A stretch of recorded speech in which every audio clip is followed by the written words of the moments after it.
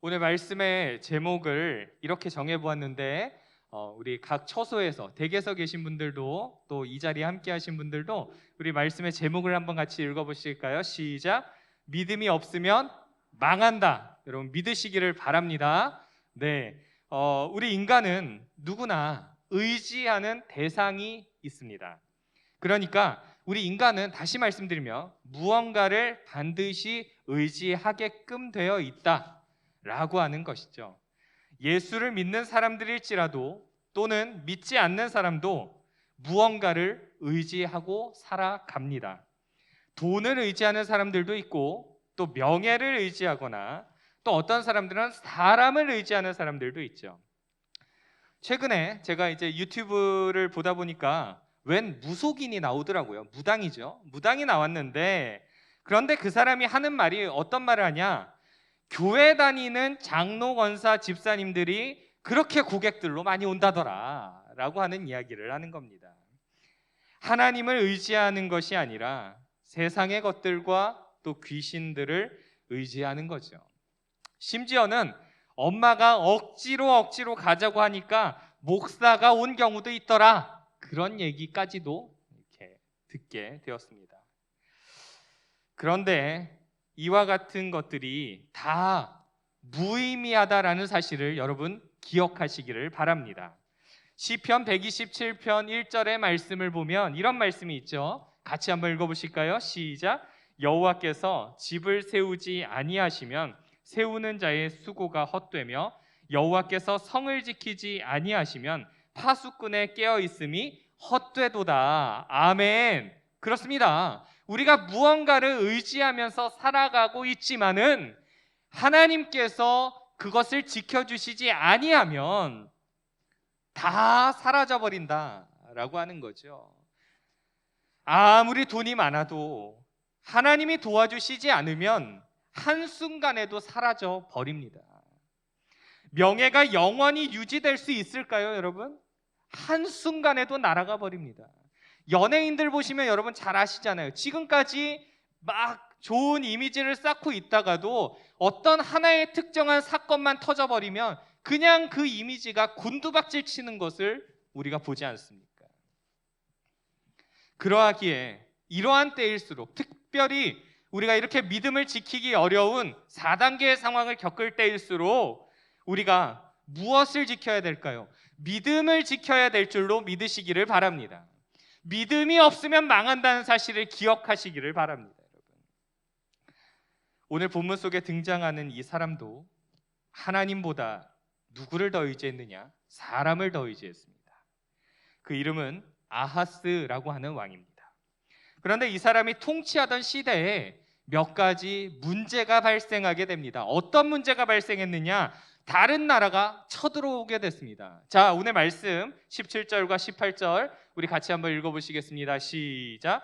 이는 에돔 사람들이 다시 와서 유다를 치고 그의 백성을 사로잡았음이며 블레셋 사람들도 유다의 평지와 남방 성읍들을 침노하여 벳세메스와 아얄론과 그데롯과 소고 및 그 주변 마을들과 딥나 및 그 주변 마을들과 김소 및 그 주변 마을들을 점령하고 거기에 살았으니 아멘. 자, 저기 보시면 제가 붉은 분홍색 글씨로 두 개의 민족이 쳐들어왔다라고 기록되어 있죠. 어디죠? 에돔 사람들이 쳐들어오고 또 블레셋 사람들이 쳐들어오게 됩니다. 그래서 에돔 사람들이 와서 무슨 일을 했느냐? 유다를 치고 백성들을 포로로 삼았다는 거죠. 여러분, 국민들이 다른 나라에 포로로 끌려간다라고 하는 것이 얼마나 비참한 일이겠습니까? 우리나라도 일본 사람들에 의해서 타지에 끌려나가서 강제 노동을 하시다가 비참하게 생을 마감하신 많은 분들의 이야기들을 우리가 듣지 않습니까? 영화 군함도라는 그것을 보시면, 영화를 보시면 그 군함도에 끌려가서 그냥 치욕스럽게 고통스럽게 강제 노동만 하다가 돌아가시는 분들의 이야기들을 우리가 보지 않습니까? 그러니까 지금 이 유다 백성들이 이렇게 끌려갔다라고 하는 거죠. 게다가 블레셋 사람들도 전쟁을 하러 올라옵니다. 그래서 유다 땅을 다 정복해 버리죠. 그리고 거기에서 이방 민족들이 살아버립니다. 그러니까 한쪽에서는 백성들이 포로로 끌려가고 있고 다른 쪽에서는 땅이 빼앗겨 버리고 그 땅에 다른 민족이 와서 살아가게 되었다라는 것입니다. 그런데 왜 이 땅에 이런 비극적인 일들이 발생되었을까요? 도대체 원인이 뭘까요? 19절에 보면 답이 있습니다. 19절 같이 한번 읽어보실까요? 시작. 이는 이스라엘 왕 아하스가 유다에서 망령되이 행하여 여호와께 크게 범죄하였으므로 여호와께서 유다를 낮추심이라. 아멘. 그러니까 아하스가 지금 어떤 일들을 했느냐? 저기 색깔 글씨를 보시면 여호와께 크게 범죄하였다라고 기록을 하고 있습니다. 유다 땅에서 못된 짓만 골라 행했다라는 거죠. 그래서 하나님이 징계하시기 위해서 이와 같은 일들을 허락하셨다는 겁니다.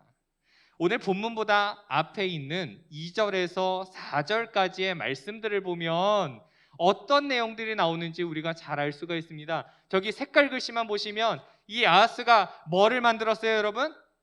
바알들의 우상을 만들었어요. 3절에 가보면 어떤 게 나오냐면 무슨 일을 했어요, 여러분? 그의 자녀들을 불살랐어요. 4절에 보면 어떤 내용이 나온지 아세요? 모든 푸른 나무 아래에서 뭐를 드렸다라고요? 제사를 드리고 분향했다라고 기록을 하고 있죠. 그러니까 다시 말씀드리자면 바알의 우상들을 만들고 흰놈의 아들 골짜기에서 분향을 합니다. 그런데 이방 사람들의 가증한 일을 본받아서 그의 자녀들을 죽여서 바치는 인신제사, 사람 제사를 드렸다 이 말입니다. 한번 여러분 떠올려 보시겠어요? 자식을 죽여가지고 그 자식을 이방 우상신에게 제물로 바친다? 여러분 이거 얼마나 끔찍한 일입니까? 여러분들이라면 그렇게 하실 수 있겠습니까, 여러분? 생각조차 하기 싫죠. 그런데다 이 사람이 무슨 일을 했느냐? 산이 보이는 곳마다 우상의 산당을 짓고 그 아래에서 제사를 지내며 분향했다라고 기록합니다. 그는 명백하게 하나님을 의지하지 않았습니다. 하나님보다 다른 것을 더 의지했다라는 겁니다. 그것이 이 사람의 가장 큰 잘못입니다. 그럼에도 그는 깨닫지 못했습니다. 제가 맨 처음에 말씀드렸죠. 블레셋이 쳐들어오고 에돔 사람들이 쳐들어왔다라고 했는데 그래서 이 사람이 어떤 방법을 구했느냐? 이제 16절하고 20절을 두 개를 붙여놨습니다. 제가 16절하고 20절을 붙여놨는데 이 말씀 한번 쭉 같이 한번 읽어보시겠습니다. 시작. 그때 아하스 왕이 아수르 왕에게 사람을 보내어 도와주기를 구하였으니 아수르 왕 디글라필레셀이 그에게 이르렀으나 돕지 아니하고 도리어 그를 공격하였더라. 여러분 저는요 이 말씀을 읽는데 어이가 없어서 웃음이 났어요. 왜일까요, 여러분? 왜 제가 이 말씀을 보다가 웃음이 터졌을까요? 다른 나라에 지금 도와달라고 사람을 보냈어요. 우리 좀 도와주세요. 지금 블레셋이 쳐들어왔거든요. 우리 좀 도와주세요. 사람을 보냈습니다. 그런데 도와주지는 못할 망정 도리어 그를 공격했다 이 이야기입니다. 여러분 도움을 요청할 때는요 믿을만 하니까 도와달라고 하지 않겠어요?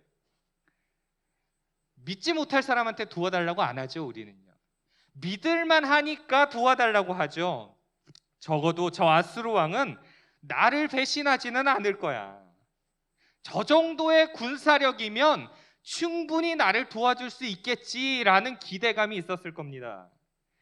그런데 그 세상의 방법이 얼마나 철저하게 배신당할 수도 있는지를 우리에게 분명히 알려주고 있죠. 우리가 흔히 그런 말 합니다. 믿는 도끼에 뭐가 찍혀요, 여러분? 발등이 찍힌다라는 말을 하죠. 이 말을 왜 합니까, 여러분? 진짜 믿었는데 배신당하는 경우들이 있더라라고 하는 거죠. 의외로 너무 많더라라고 하는 거죠. 아하스의 지금 심정이 어땠을까요, 여러분? 아수르 왕한테 도와달라고 했는데 도리어 공격을 당합니다. 아마도 배신감에 몸서리치지 않았을까요? 내가 다른 사람은 안 믿어도 당신만은 믿었는데 결국 아수르를 믿었지만 결과가 여러분 무엇이겠습니까? 21절에 보면 이런 말씀이 나옵니다. 21절 같이 또 읽겠습니다. 시작. 아하스가 여호와의 전과 왕궁과 방백들의 집에서 재물을 가져다가 아스로 왕에게 주었으나 그에게 유익이 없었더라. 여호와의 성전에서요, 재물을 가져다가 줍니다. 막 있는 거 없는 거 다 털어서 줍니다. 심지어는 왕궁에서 있는 것도 다 털어줍니다. 그 다음에는 신하들의 집에서 재물까지 다 털어가지고 다 갖다 줍니다. 진짜로 여러분, 탈탈 털리는 장면이죠. 개털된 거예요, 여러분. 다 털렸어요, 여러분. 완전히.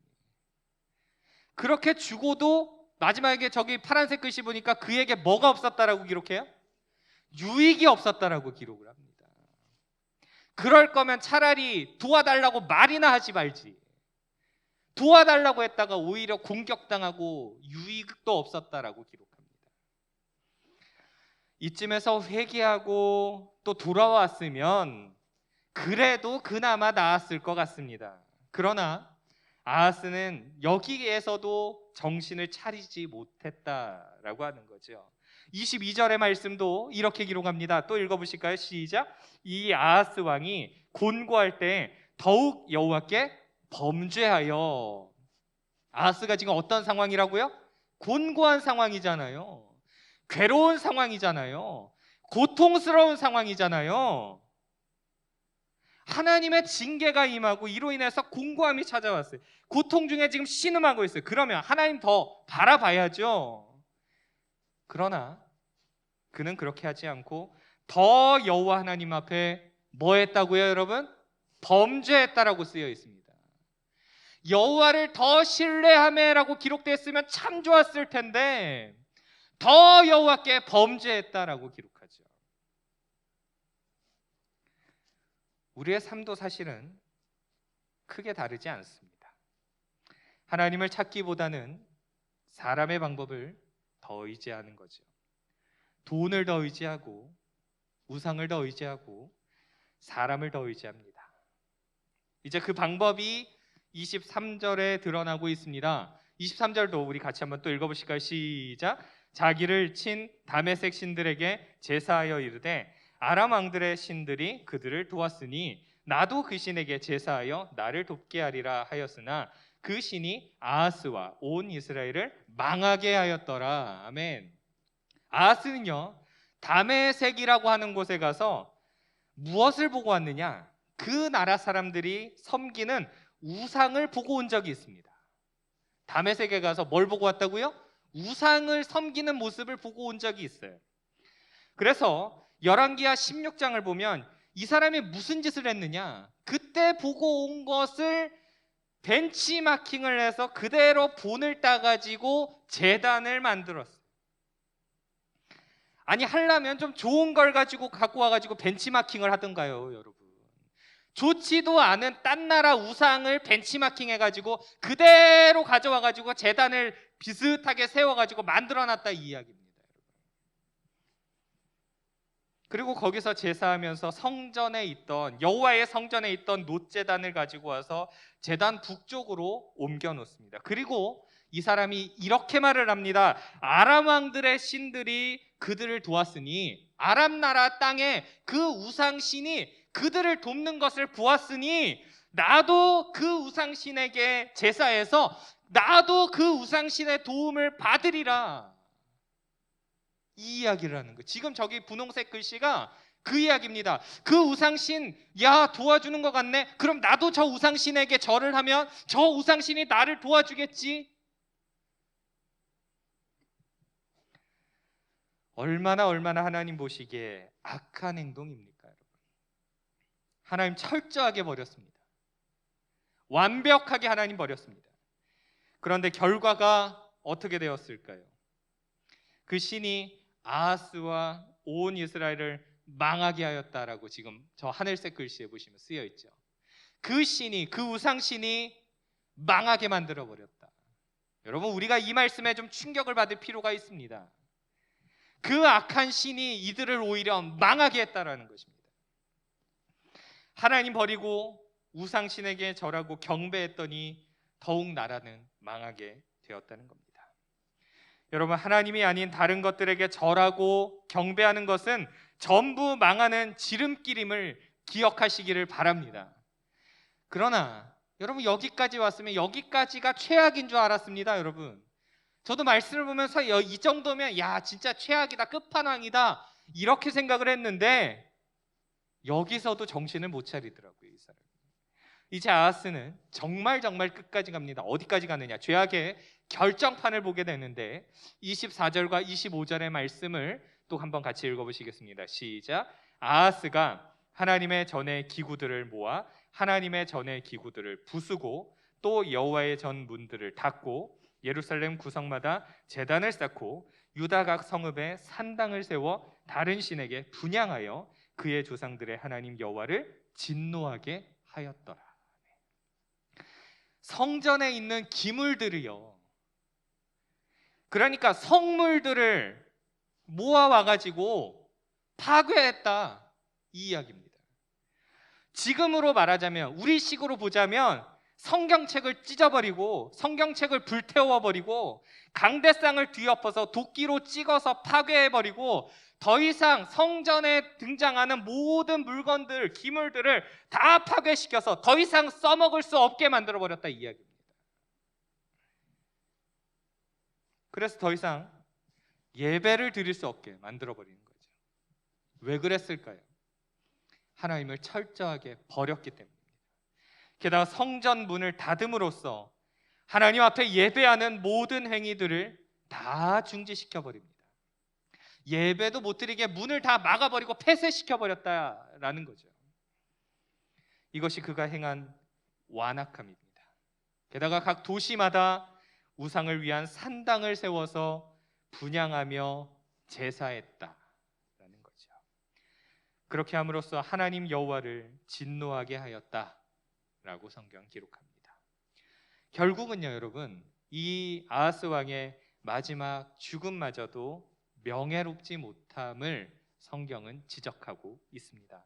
26절과 27절의 말씀을 보면 이렇게 기록하고 있는데, 또 우리 같이 한번 읽어보시겠습니다. 시작. 아하스의 남은 시종 사적과 모든 행위는 유다와 이스라엘 열왕기에 기록되니라. 아하스가 그의 조상들과 함께 누움에 이스라엘 왕들의 묘실에 들이지 아니하고 예루살렘 성에 장사하였더라. 그의 아들 히스기야가 대신하여 왕이 되니라. 아멘. 그러니까 저기 분홍색 글씨를 여러분 보시면 이스라엘 왕들의 묘실에 들이지 아니하고 이렇게 기록하죠. 그러니까 왕들만이 묻힐 수 있는 그 무덤에 들어갔다는 얘기예요? 못 들어갔다는 얘기예요, 여러분? 못 들어갔다는 얘기입니다. 그리고 나서 예루살렘 성에 장사했다라는 거죠. 그러니까 그의 마지막 결말이 이렇게 기록되어 있습니다. 왕으로서 얼마나 수치스러운 일입니까? 하나님 철저하게 버린 왕의 결말은 너무나도 초라한 모습으로 결론 짓고 말았습니다. 믿음이 없으면 망한다라고 하는 이 제목처럼 아하스 왕의 마지막 끝은 정말 망한 자의 모습을 그대로 보여주고 있습니다. 이제 말씀을 좀 정리하겠습니다.